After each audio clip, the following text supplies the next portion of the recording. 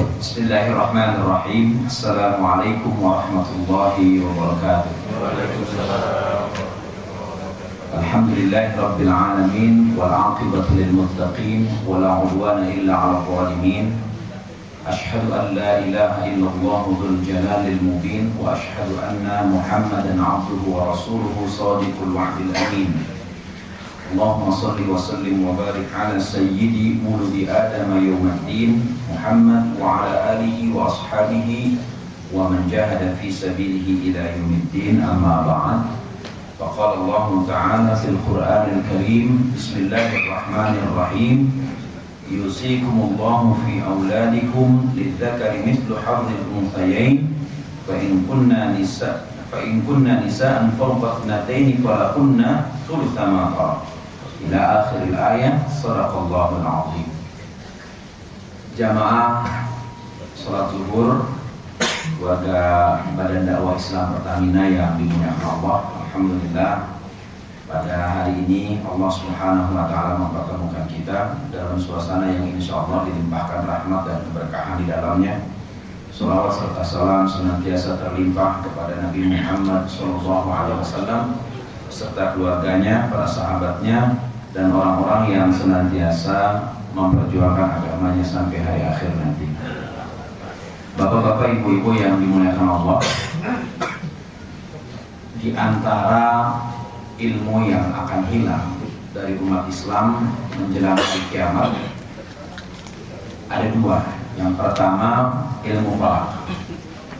Ilmu falak ini adalah ilmu yang mempelajari bagaimana posisi matahari, posisi bumi terhadap matahari, atau posisi bumi terhadap benda-benda langit.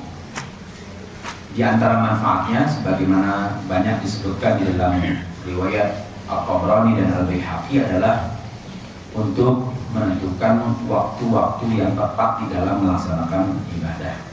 Di samping juga untuk menentukan posisi arah kiblat. Bapak-bapak, ibu-ibu jamaah yang dimuliakan Allah, saat ini boleh dikatakan meskipun sudah ditemukan teknologi canggih untuk menentukan posisi benda-benda langit atau posisi bumi terhadap benda-benda langit, tetapi kenapa yang menjadi persoalan penentuan 1 Ramadan dan 1 Syawal ini justru menjadi masalah bagi kita umat Islam yang ada di Indonesia, tapi tidak bagi yang ada di negara-negara lain. Ada yang berseloroh katanya bahwa di Indonesia ini lebih banyak ahli hisab dibanding ahli ruqyah. Apalagi ada ahli hisab gudang garam, ya, ahli hisab di Samsu dan sebagainya, sehingga bulan tidak pernah terlihat karena tertutup asap. Ada yang mengatakan begitu. Tetapi ini menunjukkan bahwa semakin berkurangnya orang yang mendalami ilmu astronomi di antara umat Islam. Kemudian yang kedua, ilmu yang akan hilang itu adalah ilmu faraid, ilmu waris. Di dalam hadis riwayat An-Nasa'i, Nabi Muhammad SAW mengatakan, ta'allamul Qur'ana wa'allimuhun nas. Pelajarilah Al-Quran dan ajarkanlah orang-orang itu memahami Al-Quran. Wa ta'allamul faraidha wa'allimuhun nas. Ajarkan pula ilmu faraid dan pelajarilah ilmu faraid dan ajarkan pula ilmu faraid itu kepada orang-orang. Lalu kemudian Nabi mengatakan, wa inni umru'um maghfur. Aku ini adalah orang yang satu waktu dicabut nyawanya oleh Allah Subhanahu wa taala. Wa yushiku ayyakhtalifa rajulani. Dikhawatirkan nanti ada dua orang yang saling berselisih dalam persoalan faraid. Mereka tidak menemukan orang yang bisa memberitahu atau mengajarkan bagaimana pembagian waris secara benar. Kenapa ilmu faraid ini penting? Mari kita lihat dalam Quran, mulai dari surat Al-Baqarah ayat 178 sampai ayat 182. Sampai ayat 183 Allah berbicara tentang kewajiban berpuasa. Tetapi sebelum berbicara tentang kewajiban berpuasa, Allah berbicara tentang dua hal yang semuanya dikaitkan dengan kata-kata kutiba.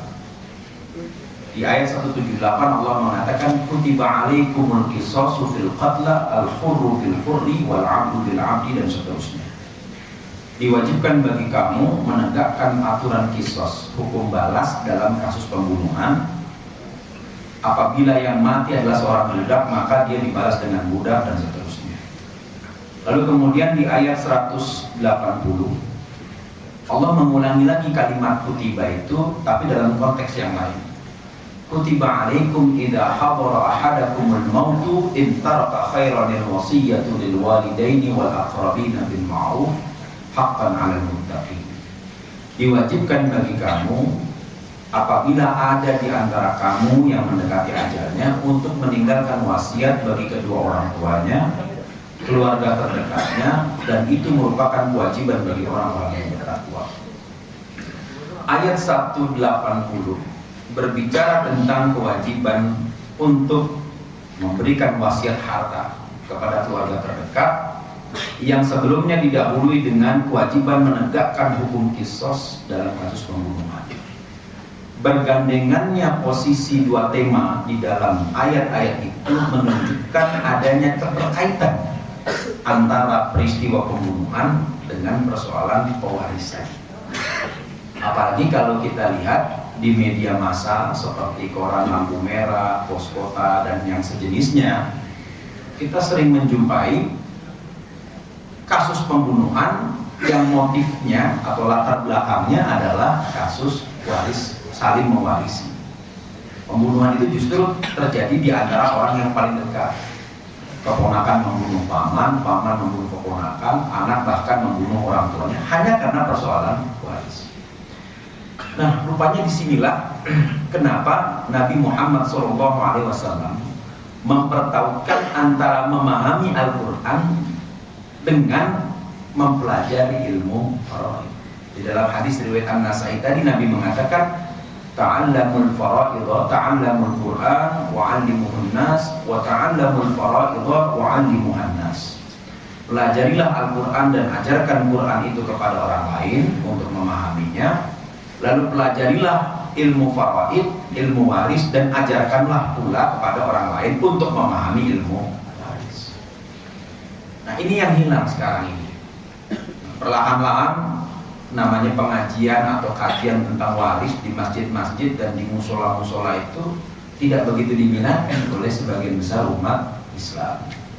Jujur diakui, kita lebih suka membahas bagaimana caranya masuk surga, padahal ustadznya pun belum pernah masuk surga. Bagaimana caranya masuk surga, indahnya di surga, memang indah surga itu.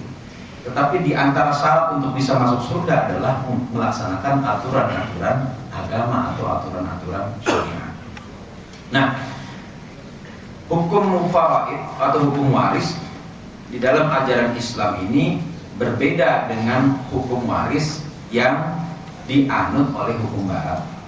Kalau kita baca di dalam kitab Undang-Undang Hukum Perdata, di situ disebutkan bahwa proses pewarisan itu orientasinya adalah kepada kesamaan.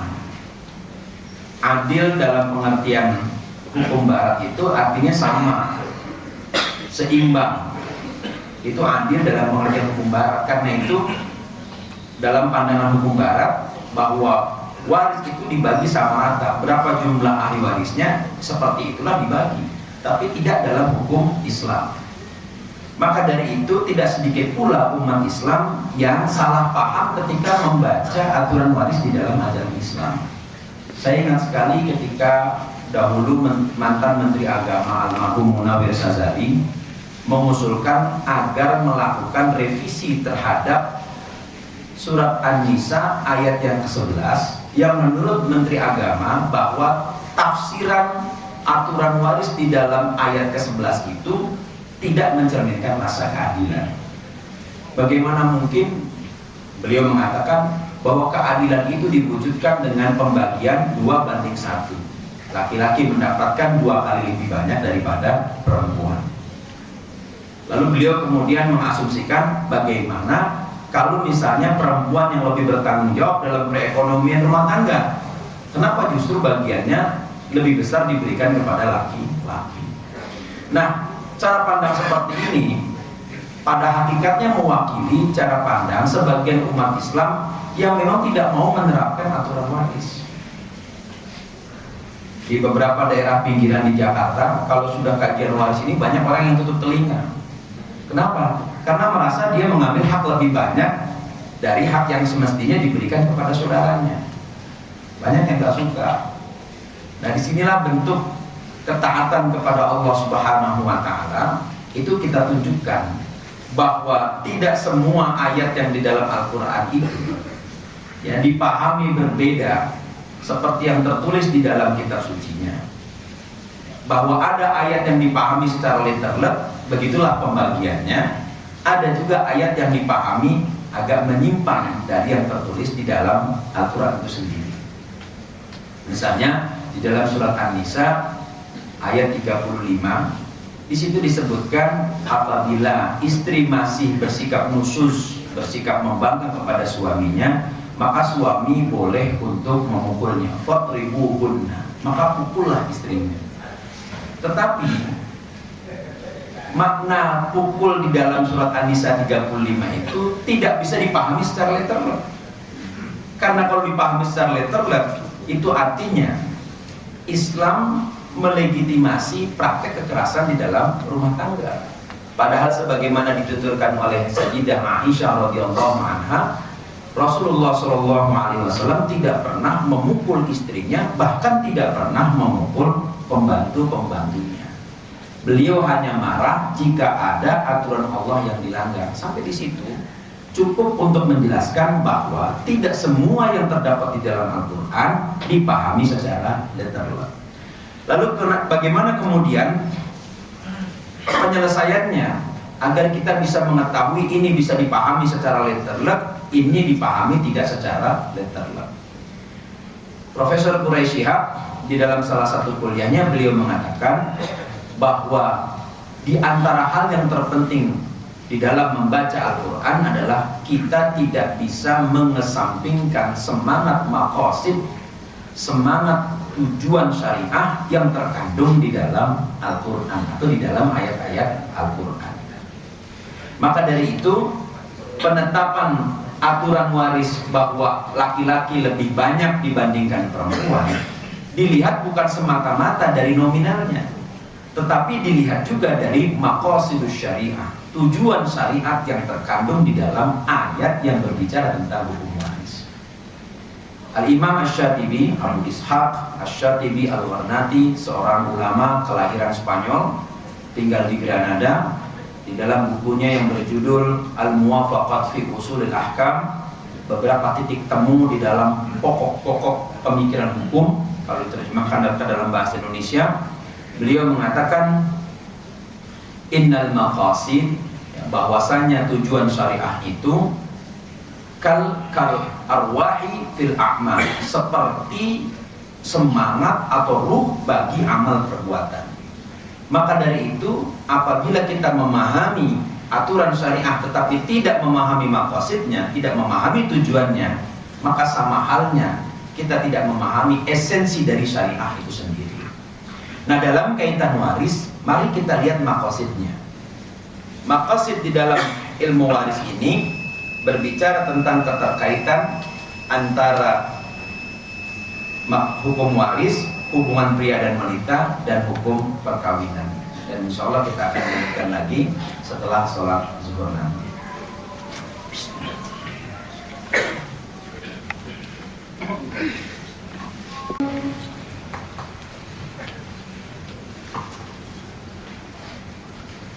Baik, kita lanjutkan kembali bahwa di dalam memahami aturan-aturan syariah kita tidak bisa mengesampingkan maqasidus syariah atau tujuan syariat sebagaimana dikatakan oleh Al-Imam Ibnu Ishaq Abu Ishaq Asy-Syatibi, seorang ulama asal Granada Spanyol, yang mengatakan bahwa maqasidus syariah atau tujuan syariah itu adalah ruh bagi amal, ruh yang terdapat di dalam syariah itu sendiri.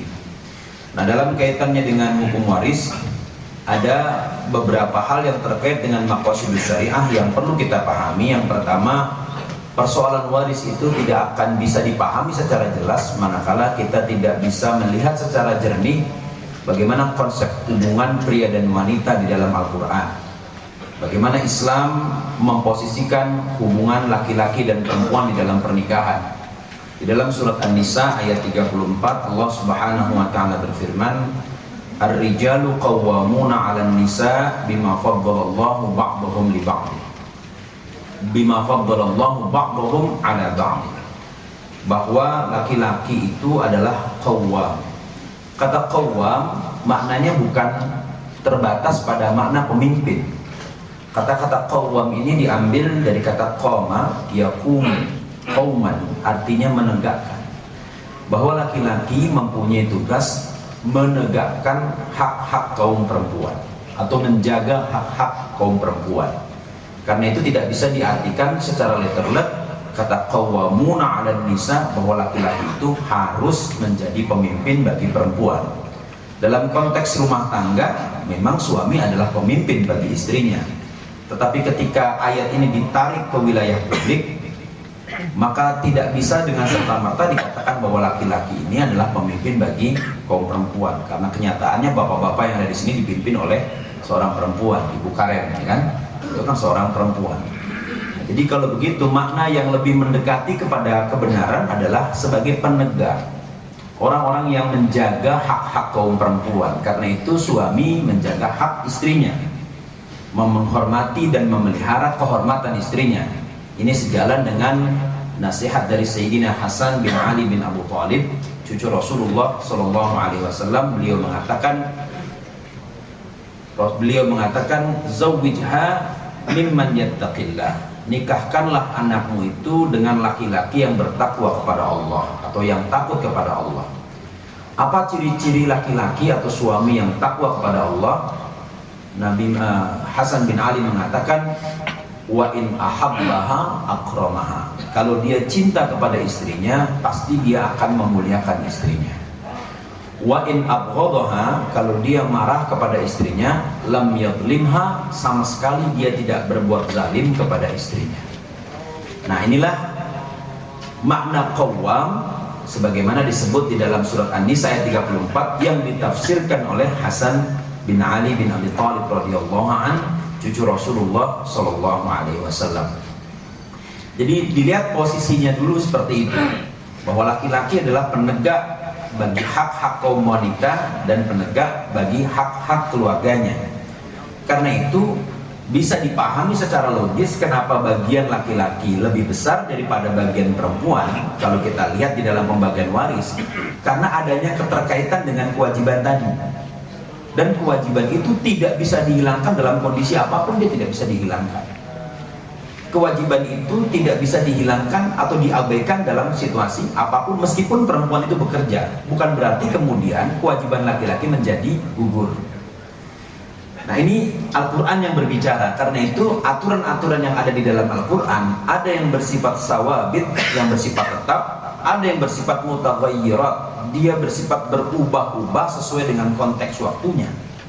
Ketika ayat aturan Al-Quran itu ditetapkan secara tegas di dalam ayat Al-Quran seperti penghitungan waris ini, maka dia tidak mutaghayyirat, dia tidak berubah, dia bersifat sawabit, tetap. Bagian setengah, seperempat, seperdelapan, seperenam, sepertiga, 2/3 bagi ahli waris, ini bersifat tetap, dia tidak berubah apapun kondisinya. Hanya saja nanti pada saat dimana muncul persoalan bahwa ternyata ada orang yang mendapatkan bagian lebih banyak tetapi tidak membutuhkan, disitulah kaidah fikih berlaku, disitulah ijtihad atau inovasi diperbolehkan. Bagaimana dalam situasi ketika ada orang yang berhak, yang memang dia mempunyai hak untuk menerima waris tetapi dia menolak bagian warisnya, artinya dia tidak mau terima dengan alasan dia tidak membutuhkan bagian waris tersebut. Nah, disitulah baru nanti dirumuskan bagaimana aturan-aturan fikih yang dikemukakan oleh para ulama memberikan pengaturannya. Nah, itu diawali dari situ terlebih dahulu, bagaimana memahami hubungan pria dan wanita di dalam hubungan rumah tangga. Sehingga meskipun Nabi pernah mengatakan sekiranya saya diperbolehkan untuk memerintahkan manusia sujud kepada manusia, maka akan saya akan perintahkan istri itu sujud kepada suaminya. Mari kita pahami hadis itu dalam konteks yang lebih luas lagi. Nabi mengatakan sekiranya diperbolehkan, artinya tidak diperbolehkan. Tetapi ada sementara orang yang memahami hadis tadi atau ucapan tadi secara parsial, sehingga dia memposisikan dirinya di hadapan istrinya sebagai Tuhan. Saya ini harus ditaati tanpa reserve, misalnya begitu. Padahal di dalam hadis riwayat Bukhari, Nabi SAW mengatakan la ta'ata li makhluqin fi maksiatil khaliq. Tidak ada yang namanya ketaatan dalam rangka bermaksiat kepada Tuhannya. Lalu kemudian kita lihat lagi hukum perkawinan. Jadi maqasid yang kedua terkait dengan persoalan waris juga berkaitan dengan masalah hukum perkawinan. Apakah sebelum terjadi perkawinan itu ada perjanjian pranikah antara calon mempelai istri dengan calon mempelai suami, calon mempelai pria dan calon mempelai wanita sebelum terjadinya ijab qabul? Misal ya, istri memberikan syarat bahwa harta yang dia dapat dari orang tuanya jangan dimasukkan ke dalam harta gono gini, misal seperti itu. Atau calon suami mengajukan syarat bahwa dalam pernikahan ini tidak kita kenal yang namanya harta gono gini, misalnya seperti itu. Nah, perjanjian pranikah seperti itu sepanjang tidak bertentangan dengan syariat maka diperbolehkan. Tetapi sepanjang kalau dia bertentangan dengan syariat, maka perjanjian itu sudah batal demi hukum. Dalam istilah hukum seperti itu. Nah, tetapi yang unik dalam kebiasaan atau dalam praktek pernikahan yang terjadi di masyarakat, seringkali ada satu kebiasaan membaca sighat ta'liq talak setelah ijab qabul. Kenapa bisa terjadi seperti itu? Dan kenapa itu bermasalah? Begini, penghulu atau orang yang menikahkan selama ini tidak pernah memposisikan dirinya sebagai orang yang memahami hukum pernikahan. Para penghulu ketika ditanya, Bapak tahu nggak hukum nikah A, B, C dan seterusnya, mereka banyak yang mengatakan saya ini cuma petugas pencatat nikah. Kalau cuma petugas pencatat nikah, artinya mereka tidak bisa memberikan pendapat hukum tentang praktek pernikahan yang sering mereka lakukan. Ini menjadi parah. Jadi ketika habis akad nikah, habis ijab qabul, seringkali penghulu menyodorkan surat kertas untuk dibacakan sighat ta'liq talak. Padahal sighat ta'liq talak itu isinya adalah perjanjian untuk bercerai. Loh, bagaimana mungkin orang sudah akad, sudah setuju, kok kemudian bikin perjanjian lagi? Nanti kalau poin ini terjadi maka jatuh talak satu. Ini aneh. Dalam ajaran Islam tidak ada yang namanya pembacaan sighat ta'liq talak. Tidak ditemukan di dalam Al-Quran maupun di dalam sunnah Nabi maupun sunnah para sahabat. Tidak ditemukan pembacaan sighat ta'liq talak. Jadi sighat ta'liq talak itu artinya perjanjian cerai yang digantungkan apabila misalnya suami tidak memberikan nafkah lahir dan batin, meninggalkan istrinya selama 4 bulan berturut-turut atau berlaku kasar kepada istrinya, lalu sang istri tidak menerima perlakuan suami tersebut, kemudian dia menyerahkan uang iwat, dan di situ lebih parahnya lagi ditentukan besaran uang iwat, uang ganti mas kawin. Jadi semahal apapun mas kawin maka cuma diganti dengan nilai Rp10.000. Jadi seharga dengan es krim. Jadi es krim McD yang 5.000 itu 2 itu sudah bisa menggantikan mas kawin. Apalagi pemahaman masyarakat kita umat Islam tentang mas kawin, ya, tentang mas kawin ini banyak yang perlu diluruskan. Mas kawin itu adalah harta yang diberikan oleh suami, harta pertama yang diberikan suami kepada istrinya sebagai modal hidup. Karena itu para sahabat ada yang memberikan mas kawin berupa harta, berupa kebun, berupa kendaraan. Sampai memang disebutkan pula di dalam kitab Bulughul Maram, ada sahabat yang memberikan mas kawin berupa Al-Quran, yaitu bacaan Al-Quran. Tetapi ketika Nabi membolehkan itu, Nabi juga melihat kualitas yang bersangkutan. Nabi melihat dari sisi ekonomi yang bersangkutan memang tidak sanggup. Lalu kemudian Nabi lihat dari sisi spiritual yang bersangkutan adalah orang yang bagus imannya. maka diperbolehkan dia memberikan mas kawin bacaan Al-Quran. Artinya kalau dipahami lebih jauh, pemberian mas kawin ini sampai pada batas tertentu berada di bawah kewenangan orang yang berkuasa atau pemerintah. Karena pada saat itu Nabi sebagai kepala negara, maka Nabi membolehkan. Tetapi yang terjadi dalam praktek, misalnya mas kawinnya apa? Mas kawinnya karena nikahnya sekarang ini tanggal 12 Februari tahun 2014, jadi nikah mas kawinnya adalah uang senilai 12 juta, ya kan, 2014 rupiah misalnya, kan begitu. Sehingga carilah ke kota di sana kan, kepingan uang 1 rupiah, lalu kemudian ditempel di dinding, ini loh mas kawinnya. Nah, kenapa ini berbahaya? Karena ketika istri menggugat cerai suaminya, dia mengembalikan mas kawin itu, dikembalikan, yang namanya khulu, ini dikembalikan mas kawinnya. Berarti tanda ikatan perkawinan sudah bubar atau selesai. Ada juga yang dalam praktek mas kawinnya itu berupa perangkat alat sholat dan Al-Quran. Ini kan gawat ini. Ternyata istrinya kerja di Pertamina, suaminya cuma PNS biasa gitu kan, diberikan mas kawin berupa perangkat sholat, alat sholat, dia bisa beli mukena yang lebih mahal. Dulu kamu mas kawinnya mukena cuma 700, saya bisa kembalikan yang harga 2,5 juta, cerai sudah. Apalagi kalau diganti dengan nilai uang 10.000 rupiah. Jadi di Indonesia ini betapa orang itu difasilitasi untuk bercerai. Padahal esensinya di dalam ajaran Islam, perkawinan itu justru mencegah terjadinya perceraian. Karena itu kalau kita perhatikan di dalam Quran, ada surat ke-65 namanya surat At-Tolaq, yang artinya surat tentang perceraian, tapi isinya mempertahankan perkawinan. Nah, negara kita Indonesia ini punya undang-undang perkawinan, tapi isinya memudahkan perceraian. Jadi kalau di sini kenapa jadi serba terbalik ya? Saya juga bingung. Jadi di Quran itu surat At-Tolaq isinya mempertahankan perkawinan, padahal nama suratnya surat tentang cerai.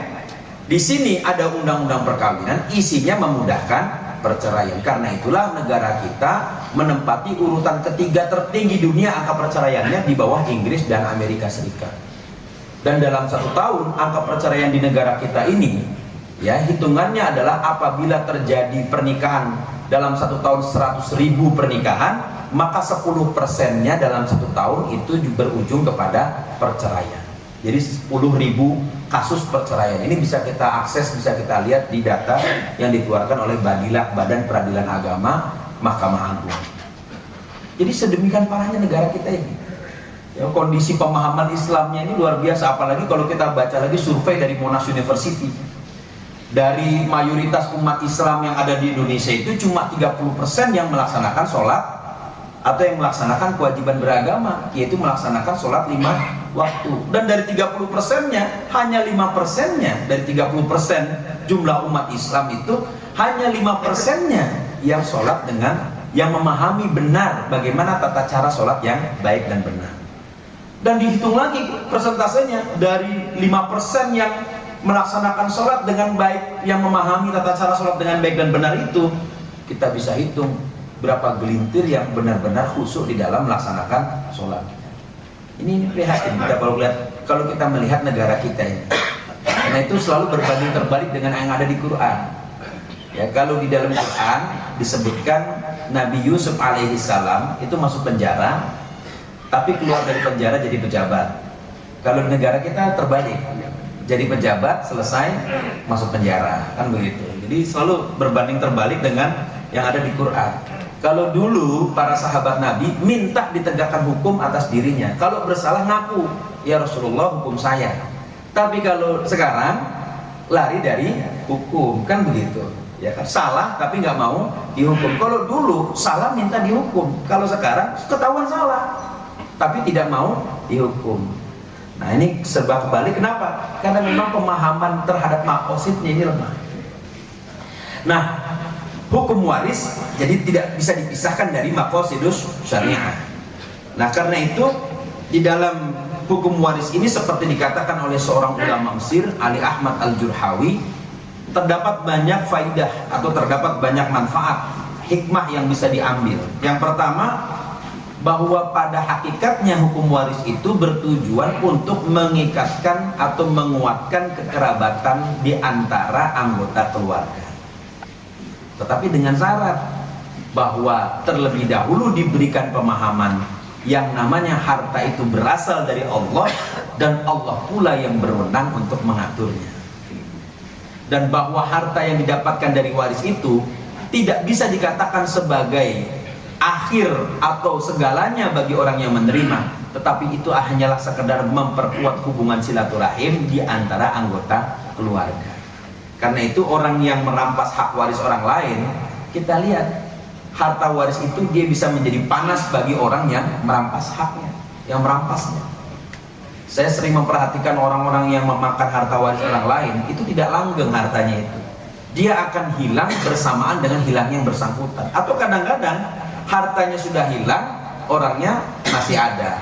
Terkadang juga orangnya sudah hilang, hartanya masih ada. Jadi artinya tidak pernah memberikan keberkahan. Karena itu kenapa di dalam sholat, Nabi setelah kita melaksanakan sholat, di dalam hadis riwayat Ad-Daruqutni, Nabi mengajarkan kita sebuah doa.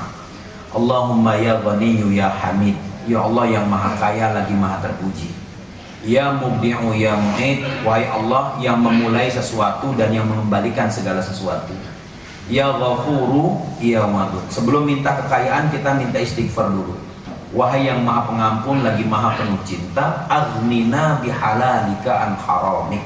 Cukupkanlah kami ya Allah dengan rizki yang halal, ya kan, daripada engkau mencukupkan kami dengan rizki yang haram. Artinya rizki halal dan rizki haram itu bisa saja Allah berikan kepada kita, tergantung dari usaha yang kita lakukan. Tetapi rizki yang haram itu tidak akan membawa keberkahan atau mendatangkan keberkahan bagi orang yang menikmatinya. Kemudian yang kedua, wa bi ta'atika am maksiatik. Ya Allah, cukupkanlah aku dengan ketaatan kepadamu saja ya Allah, tanpa kami harus bermaksiat kepadamu. Lalu kemudian yang ketiga, wa bi fadlika amman siwak, dan cukupkanlah kami ya Allah dengan semua pemberian yang Engkau berikan dari sisimu, ya kan, daripada kami meminta atau mencari-cari pemberian dari selainmu ya Allah. Itu yang dianjurkan oleh Nabi. Nah, ini kaitannya dengan bagaimana pemahaman kita terhadap harta, sehingga ketika pembagian waris tidak ada lagi perkeributan di antara kakak dan adik. Ya sudah, memang bagiannya seperti itu secara syariat. Pertanyaan yang selalu diajukan kepada saya adalah bagaimana kalau almarhum yang mempunyai harta waris berwasiat agar waris itu dibagi sama rata. Bahkan pernah ada seorang kolega saya, seorang ustadz mengatakan guru saya seorang kiai di satu daerah, ya, berwasiat malah kepada anak-anaknya agar warisannya dibagi menurut hukum nasional saja, bukan hukum Islam. Nah, itu menunjukkan hukum waris di dalam Quran itu sebenarnya tidak berlaku secara efektif dan sifatnya ijtihad. Wah, ini keliru ini. Padahal di dalam surat An-Nisa di akhir ayat tentang waris, di ayat yang ke-13, ayat ke-13 Allah mengatakan watilka hududullah. Itulah hukum-hukum Allah. Ya, wa may yata'adda hududallah.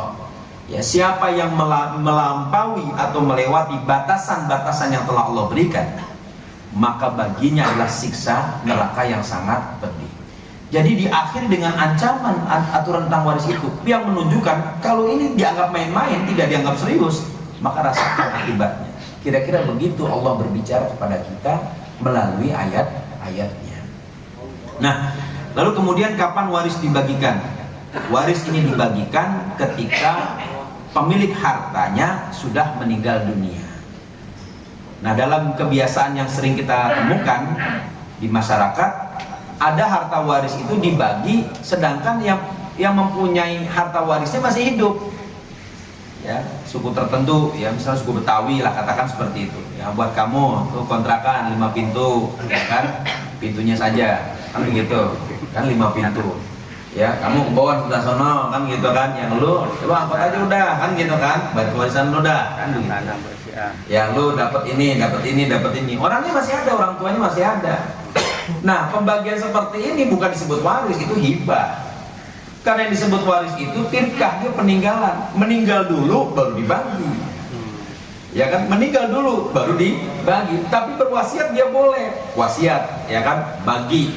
Ini menurut aturan syariah, ya kan, kalau memang misalnya ada di antara kalian yang berminat, misalnya angkot atau rumah kontrakannya, dihitung aja. Kalau memang sesuai dengan bagiannya, kasih. Kalau memang tidak sesuai dengan bagiannya, aturlah yang cocok supaya tidak menyimpang dari aturan syariat. Begitu.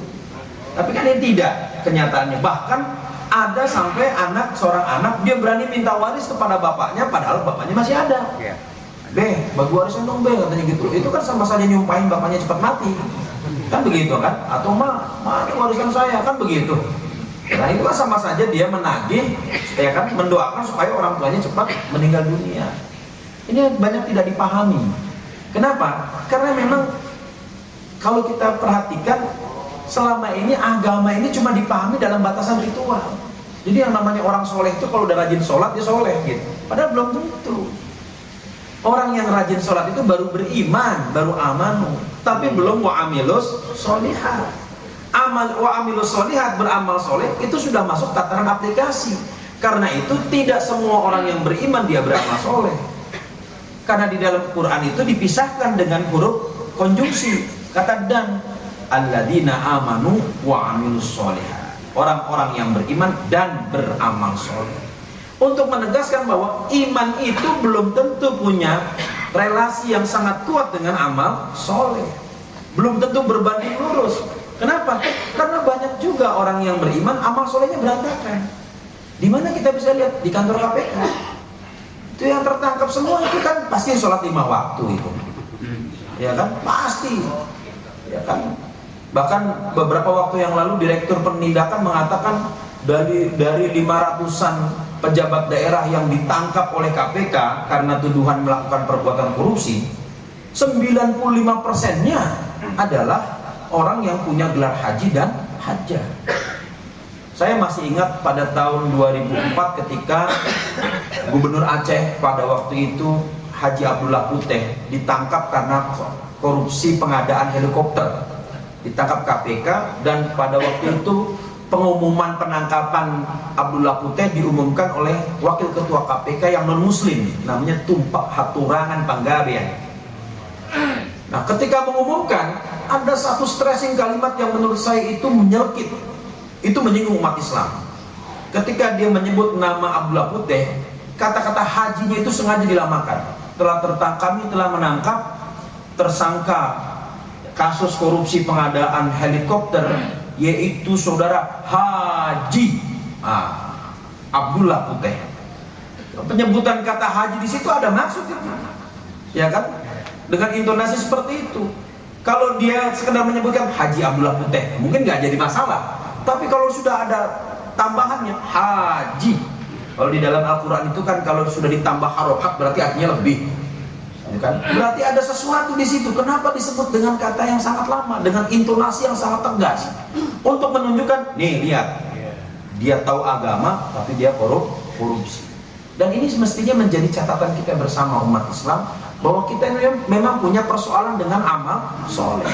Bahwa antara iman dan amal soleh ternyata tidak selalu beriringan. Padahal di Quran dikatakan, walladzina amanu wa amilus solihati lahum jannatul ma'wa nuzulan bima kanu ya'malun, surat As-Sajdah. Ya, innal ladzina amanu wa 'amilus solihati walahum jannatul ma'wa. Bagi orang-orang yang beriman, sesungguhnya orang-orang yang beriman dan beramal soleh, bagi mereka jannatul ma'wa, surga-surga tempat kembali, nuzulan bima kanu ya'malun, sebagai karunia atas apa yang mereka lakukan, beriman dan beramal soleh. Nah ini yang menjadi persoalan dalam waris juga seperti itu. Kita kan terkadang menemukan orang yang keluarga yang rajin ibadahnya, tapi begitu persoalan waris, waduh, ya kan ngototnya luar biasa. Karena itu dalam agama sederhana saja untuk menilai orang itu soleh. Lihat dari bagaimana cara dia memperlakukan nikmat Allah. Dimulai dari makan. Rasulullah SAW adalah orang yang hati-hati dalam persoalan makan. Sehingga disebutkan beliau itu adalah orang yang jarang makan. Bahkan Nabi bersyukur atas hari kelahirannya itu dengan cara tidak makan. Ketika ditanya di dalam hadis riwayat Muslim, ya, lamma su'ila an shaumi yaumil isnain, ketika beliau ditanya kenapa beliau bersaum di hari Senin, beliau mengatakan yaumul isnain yauma wulidtu fihi wa yauma ub'atsu fihi. hari Senin itu adalah hari saya dilahirkan dan saya diangkat sebagai nabi. Maka Nabi bersyukur dengan berpuasa. Jadi syukurnya Nabi itu tidak makan. Kalau kita syukuran makan, itu bedanya kita mana Pak? Ya kan? Ya. Jadi Nabi itu kalau syukuran tidak makan. Kalau kita syukuran makan. Jadi beda kita dengan Nabi itu sedikit Pak ya. Nabi itu makan sedikit, kalau kita sedikit-sedikit makan. Nabi itu tidur sedikit, kalau kita sedikit-sedikit tidur. Nah, begitu. Ya, jadi memang kita kebalikan dengan yang dilakukan oleh Rasulullah SAW. Jadi kita lihat begitu, dalam pembagian waris selalu ada yang menuntut paling banyak. Ya, padahal kita tahu nih orangnya soleh, tapi begitu ngomong harta kok kayaknya hawak banget kalau dalam bahasa Sunda begitu. Kok kayaknya menikah cida pisang kan gitu kan? Kebangetan banget ini orang kalau udah bicara tentang harta. Nah, diberikan pemahaman dulu. Jadi bukan cuma sampai pada batasan ritual, ada sikap qanaah. Bahkan lebih baik kalau orang itu dia menolak waris. Maaf kalau saya nggak usah dibagi lah. Ya saya terima bagian itu, tapi ini saya berikan kepada saudara saya yang lebih membutuhkan. Itu luar biasa. Kalau ada yang seperti itu, ya kan? Nah kemudian pembagian waris diberikan setelah satu biaya pengurusan jenazah dikeluarkan dari harta si mayit. Ini kalau mayitnya punya harta. Lah sekarang kalau mayitnya nggak punya harta misalnya kan, maka diambil dari uang masjid. Disinilah fungsi sosial masjid. Ya bagaimana masjid dikelola dengan baik, keuangan dikelola dengan baik, supaya keuangan masjid ini bisa membantu masyarakat yang tidak mampu untuk membeli kain kafan, ya kan, kemudian untuk biaya ambulan, ya biaya manggil orang yang memandikan. Ini kan kalau masih awam kan seperti itu, ya. Jadi penting juga bagi kita untuk mengetahui bagaimana tata cara memandikan jenazah, karena pasti keluarga kita ada yang meninggal, pasti itu. Kan cuma masalah waktu, kan begitu. Yang tahu waktunya kan cuma Allah. Tapi kan nggak salah kalau kita siap, kita tahu kan, begini cara memandikan jenazah. Maka fardu ain bagi setiap keluarga untuk mengetahui tata cara memandikan jenazah. Kenapa? Karena lebih baik dibandingkan orang lain yang memandikan. Kalau orang lain yang memandikan, dia tahu aibnya, tahu cacatnya. Tapi kalau keluarga sendiri yang memandikan, maka aib itu tertutup oleh keluarganya sendiri. Ini kalau di kampung-kampung repot ini. Kalau sudah ada yang meninggal, pasti tarikan kampung. Ya, panggil orang kampung sebelah. Belum lagi kalau dia jauh, ya kan, keluarin ongkos segala macam. Jadi diambil untuk biaya pengurusan jenazah, kemudian yang dikeluarkan lagi sebelum dibagikan warisan kalau ada kewajiban-kewajiban agama yang belum ditunaikan, seperti zakat yang belum dibayar. Apakah zakat harta, zakat tijarah, zakat perdagangan, ya kan, atau zakat-zakat lainnya yang memang sudah masuk ke dalam nisab. Ya, kalau hartanya sudah cukup buat bayar zakat, keluarkan dulu zakatnya. Lalu kemudian hutang. Apakah hutang kepada Allah maupun hutang kepada manusia. Di dalam kitab Ar-Ruh yang ditulis oleh Ibnu Qayyim, ada seorang perempuan bertanya, "Ya Rasulullah, inna ummi qad nadarat an tahujja." Ya Rasulullah, ibu saya bernazar untuk haji. Wa matat, tetapi dia meninggal dunia. Afa ahujju anha ya Rasulullah, bolehkah saya menghajikan ibu saya? Maka Rasulullah sallallahu alaihi wasallam menjawab, "Wadainullahi ya wadainullahi afdalu ayyuqda." Bahwa utang kepada Allah itu lebih utama untuk dibayar. Jadi dalam kaitan ini nazar untuk menjalankan haji itu dibayarkan dulu sebelum dikeluarkan warisnya. Ini pernah nazar ini, bayar dulu hutang kepada Allah, baru kemudian hutang kepada manusia. Nah, kalau dia berwasiat setelah itu, maka dibayarkan pula wasiatnya dengan catatan tidak lebih dari 1/3 harta waris. Baik, karena keterbatasan waktu, ya saya kira cukup sampai di sini dulu penjelasan tentang hukum waris, dan karena memang banyak sekali bahasan kajian tentang hukum waris. Ada yang jawab atau langsung ditutup? Baik, saya tutup. Ya, satu aja Pak. Assalamualaikum warahmatullahi wabarakatuh. Waalaikumsalam. Tadi Bapak belum selesai menyampaikan kalau seandainya ahli waris tadi tidak mau menerima, itu bagaimana Pak? Kalau dia tidak mau menerima, ya kan, artinya dia tidak mau mengambil haknya, bukan berarti dia menolak bagian waris. Karena pengertian tidak menerima atau menolak itu berbeda. Kalau dia menolak, saya nggak mau bagian saya begitu, itu penolak. Tapi kalau tidak mau terima, saya nggak mau ambil, saya menerima secara syariah. Bagaimana nih dengan harta ini? Ya kan? Maka harta ini bergantung kepada musyawarah dari ahli waris yang lainnya. Ya kan? Kalau memang diberikan kepada yang lebih membutuhkan, ini nggak jadi masalah. Atau kalau memang kesepakatannya diberikan kepada lembaga sosial seperti masjid atau yayasan yatim piatu juga tidak masalah. Yang penting dia sudah tahu haknya. Misalnya saya dapat bagian 1/4 sebagai suami karena tidak ada anak, ya karena ada anak saya dapat bagian 1/4. Sudahlah, saya bapak nggak mau ambil bagian itu, ya kan? Ya terserah kalian mau apa ini 1/4 itu. Tapi dia juga boleh titip karena bapak menolak bagian 1/4 ini dari harta ibu kalian yang meninggal yang kaya itu. Maka tolong yang 1/4 ini dimasukkan ke Baitul Mal atau ke masjid untuk keperluan umat. Nah, itu lebih bagus. Begitu Pak, ya kan? Jadi artinya jangan sampai ada yang terzolimi. Jadi dalam arti dia tidak menerima bukan berarti dia menolak. Wallahu a'lam bishawab wa ilaihi turja'ul umur. Bismillahirrahmanirrahim. Allahumma ja'alna min hudak wa ja'alna mimman yusari'u fi ridhak wa la tuwallina waliyan siwak wa la taj'alna mimman khalafa amraka wa 'asaq. Hasbunallahu wa ni'mal wakil, ni'mal maula wa ni'mal nasir. Allahumma inna nas'aluka mujibat rahmatik wa 'azaima maghfiratik والسلامة من كل اسم والغنيمة من كل بر والفوز بالجنة والنجاة من النار وارزقنا الجنة بغير حساب ربنا اغفر لنا ولوالدينا وارحمهم كما ربونا صغارا ربنا آتنا في الدنيا حسنة وفي الآخرة حسنة وقنا عذاب النار ربنا تقبل منا إنك أنت السميع العليم وتب علينا إنك أنت التواب الرحيم صلى الله على سيدنا محمد وعلى آله وصحبه وسلم والحمد لله رب العالمين. Mohon maaf apabila ada yang kurang berkenan dalam penyampaian. Billahi taufiq wal hidayah. Wassalamualaikum warahmatullahi wabarakatuh.